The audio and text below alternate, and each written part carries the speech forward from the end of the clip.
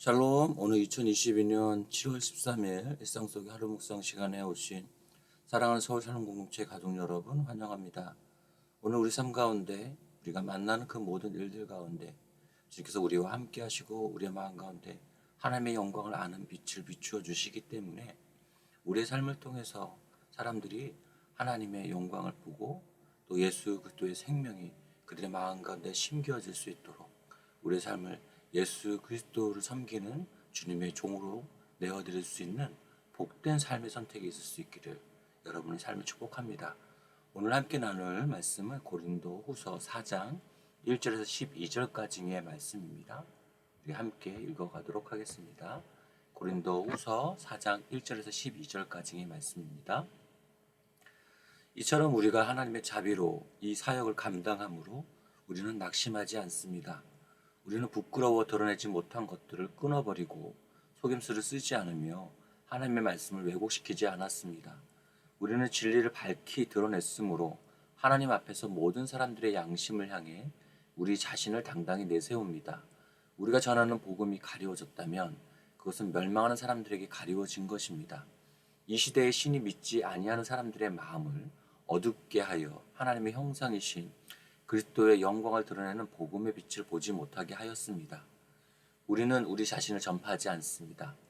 우리는 예수 그리스도가 주님이시라는 사실과 우리가 예수님을 위해 일하는 여러분의 종이 되었다는 사실을 전파합니다. 어둠 속에서 빛이 비추라 말씀하신 하나님께서 그리스도의 얼굴에 나타난 하나님의 영광을 깨닫게 해주시기 위해 우리 마음에 빛을 비추셨습니다. 우리는 이 보화를 지그릇에 담고 있습니다. 이것은 그 풍성한 능력이 우리에게서 나오는 것이 아니라 하나님께로부터 나오는 것임을 보이시려는 것입니다. 우리는 사방에서 압박을 받아도 눌리지 않으며 난처한 일에 빠져도 절망하지 않습니다. 핍박을 당해도 버림을 받지 아니하고 매를 맞아 넘어져도 망하지 않습니다. 우리는 예수님의 생명이 우리 몸에서 나타나도록 하기 위해 항상 예수님의 죽으심을 우리 몸에 짊어지고 다닙니다. 예수님의 생명이 죽을 우리 몸에 나타나도록 하기 위해 우리는 살아있지만 예수님을 위해 항상 몸을 죽음에 내맡기고 있습니다. 그러므로 우리 속에는 죽음이 활동하지만 여러분 속에서는 생명이 활동하게 되는 것입니다. 아멘. 고린도 후서 안에는 사도 바울에 대해 공격하는 사람들이 있었는데요. 이 고린도 후서를 읽다 보면 그런 내용이 나옵니다. 특별히 오늘 본문을 통해서 그들이 사도 바울을 어떻게 공격했는지를 살짝 알 수 있는 내용이 바로 본문 1절과 2절의 말씀에 나타나고 있습니다. 사도 바울을 대적했던 사람들은 아마도 사도 바울이 고린도 교회에서 오래 머물지 않고 자주 이렇게 떠나고 소홀히 성도들을 대하고 있는 것에 대해서 고린도 교회에서의 사역에 실패하고 낙심해서 그렇다라고 말했던 것 같습니다. 거기에 대해 사도 바울은 1절에 하나님의 자비하심으로 사역을 감당하기 때문에 자신은 낙심하지 않는다라고 대답하고 있습니다. 바울은 자신의 능력, 자신의 자원, 자신의 방법으로 교회를 개척한 것이 아니라 하나님의 자비하심으로 이 모든 일들이 진행되는 것이기에 결코 하나님의 자비와 하나님의 궁율에 대해서 낙심하지 않는다는 것입니다. 또 바울의 대적자들은 사도 바울이 순회 선교를 하는 이유를 그가 돌아다니는 이유가 숨은 죄 때문에 드러나면 부끄러운 죄가 있어서 그렇다고 했던 것 같습니다. 거기에 대해서 2절에 사도 바울은 북한 말로 일 없다라고 말하는 겁니다. 문제 없다는 것입니다. 또 대적자들은 바울이 자비량 선교하는 일에 대해 공격을 했습니다. 사도 바울은 복음으로 인해서 먹고 산다라는 오해가 생길까봐 자비량 선교를 했지만 이 대적자들은 일반적으로 사역자들이 말씀을 전하고 살을 받는 것이 일반적이었기 때문에 그것에 대해서 더 좋게 볼 수 있었지만 그렇지 않고 오히려 그 자비랑 선교를 나쁜 쪽으로 해석해서 바울이 그렇게 하지 않는 이유는 스스로 돈을 벌면서 자신을 희생하고 사역하는 그 모습을 통해서 분명 꿍꿍이가 있다는 것입니다. 그런 바울의 희생으로 고린도 교회인들에게 굴레를 씌우고 발목을 잡아 자기 마음대로 하려고 하는 그런 속임수가 있을 거라는 이야기를 했던 것 같습니다. 사도 바울은 거의 그 일에 대해서도 그런 일이 없다라고 변호하고 있습니다. 또 이 대적자들은 사도 바울이 전하는 그 복음의 내용이 모호하다라고 분명하지 않다라고 비난했습니다. 분명한 윤리적 지침을 전했던 그 시대의 일반적인 방식과 달랐던 사도 바울의 이 메시지는 조금은 모호하게 들렸던 것 같습니다. 율법적으로 해라, 하지 말라라고 그런 분명한 말씀을 기대했을 텐데 하나님의 인격에 대해서 말하고 하나님의 은혜와 궁율에 대해서 말하니 그것이 복잡하게 들렸던 것 같습니다. 요즘도 교회 안에 단순한 복음을 전하는 것들 선호하는 분들이 많습니다. 하나님의 말씀에 대한 하나님의 인격과 또 그 말씀을 논리적으로 증거하는 것에 대해서 어려워하는 마음들을 가질 때가 있지 않습니까?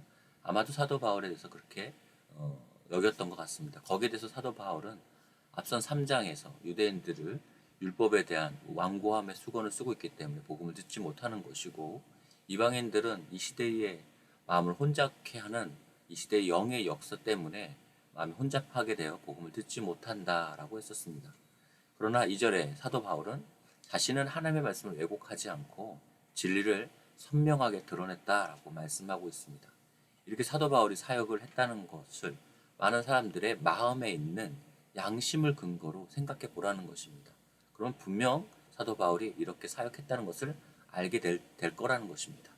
그러면서 사도 바울은 자신이 3장에서 말한 것처럼 자신이 옛 언약에 속한 일꾼이 아니라 영광스러운 새 언약, 예수 그리스도의 복음을 위한 일꾼이요 사도임을 다시 오늘 본문을 통해서 설명하고 있는 것입니다. 3절에 이런 바울이 전하는 복음이 마음에 받아들여지지 않고 가려웠다는 그것은 그들이 멸망하는 사람이기 때문에 그렇다는 거 설명하고 있습니다. 4절에 이 시대의 신이 믿지 않는 사람들의 마음을 혼잡하게 하고 어둡게 하여서 참 하나님의 형상으로 오신 예수 그리스도의 복음에 담긴 영광의 빛을 보지 못하게 한다는 것입니다. 5절에서 사도 바울은 자신을 전파하지 않고 주님을 전하고 있는데 그 증거가 바로 예수님으로 인해서 유대인인 사도 바울이 이방인이 고린도 교회 성도들을 종의 입장으로 섬기고 있다는 것으로 말씀하고 있습니다. 사도 바울이 이렇게 섬기는 모습으로 예수님께서 오직 주님이심을 증거하고 있는 것입니다. 그러면서 주님의 종이라고 말하는 거짓 사역자들이 고린도 교회에서 오히려 섬김을 받으려 하고 성도들 위에 굴림해서 사람들을 자신의 종으로 삼으려 하는 모습에 대해서 일침을 가하고 있는 것입니다. 사도 바울이 이렇게 할 수 있는 것은 6절에서 말씀하신 것처럼 새로운 창조가 그 안에 일어났기 때문입니다. 다메섹 도상에서 예수님을 만났을 때에 예수님의 얼굴에 있었던 하나님의 영광을 아는 그 빛을 하나님께서 사도 바울의 마음에 비추어 주셨다는 것입니다. 그때 사도 바울이 쓰고 있던 그 완고함의 수건이 벗어지고 그 시대의 그 영이 사람들의 마음을 혼잡하게 하고 혼미하게 했던 그 혼란스러움이 사라져서 하나님의 영광을 보는 놀라운 일이 일어나게 되었다는 것입니다. 그래서 7절에 사도 바울은 자신이 갖고 있던 약함을 부끄러워하지 않는다고 합니다. 그것은 이 모든 것이 자신이 가진 강함이나 부유함이나 능력에 비롯된 것이 아니라 하나님의 능력으로 비롯됐다는 것을 잘 증거할 수 있는 연약함이었기 때문입니다. 요즘도 여전히 성직자들의 목사님들의 그 체면과 자존심이 중요하게 여겨지는 한국교회 분위기를 생각해 본다면 자신의 연약함을 말한다는 것은 아주 큰 모험이 될 것입니다. 그러나 바울은 그 자신의 약함이 드러날수록 그의 모습이 값없는 질그릇처럼 보여질수록 사도 바울이 아닌 바울 안에 있는 하나님의 크신 능력이 사람들에게 보여질 수 있게 되기를 사도 바울은 간절히 원했습니다. 그것에 대해서 사도 바울은 8절과 9절에서 자신의 경험을 말합니다.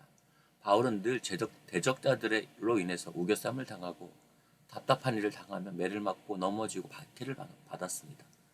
이것은 사도 바울의 일생에서 예수 그리스도의 복음을 전한다는 이유로 반복해서 경험해야 했던 예수 그리스도의 죽음에 대한 흔적이었습니다. 바울은 평생을 예수님의 죽음에 동참하며 살았습니다.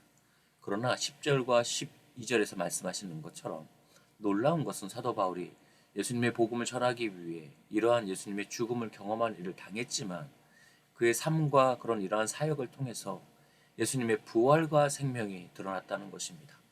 사도 바울이 복음을 증거하기 위해 예수님께서 걸어가셨던 그 고난과 죽음의 길을 걸어가는 삶을 살았기에 그래서 그 복음을 듣는 사람들 안에 예수님을 믿는 생명의 일이 드러나게 된다는 것입니다. 이것이 오늘 바울이 말하고 있는 사도로서 자신을 증명하는 추천서인 것입니다. 우리가 오늘 예수님께서 우리의 주님이 되심을 증거하는 것은 예수님의 종으로 살아가는 삶을 통해서입니다.